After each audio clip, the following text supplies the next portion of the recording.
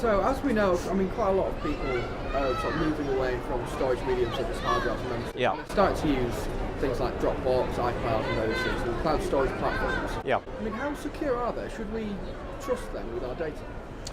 Well, the way to think about cloud is a bit like a carpool, really. You wouldn't stop using a car because a car is inherently unsafe. I don't see the cloud as being a differentiator to other areas of computer storage. It comes back to the basics, really.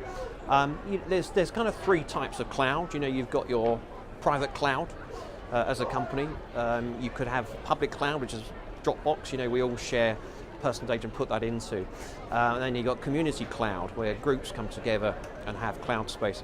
With a private cloud, it should be quite secure because you're not sharing server space with anyone.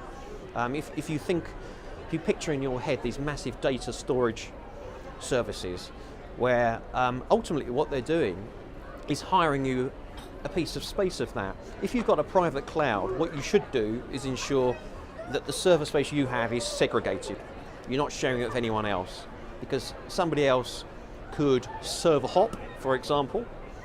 But what's more likely actually is if someone else had a virus or malware, that could infect. If it wasn't segregated properly, it could infect your area on the cloud. So private cloud far more safe than public cloud. Public cloud, you'll be aware, Dropbox was hacked in 2016. A lot of people had their data breached because the data is not segregated. Ultimately, though, this is about the basics here. It's about, if you're accessing it via a password, is your password secure? Is it, for instance, if you had a large string password that was a phrase combined with a few numbers and other symbols, it's a lot more secure than sort of having 1, 2, 3, 4 as your password.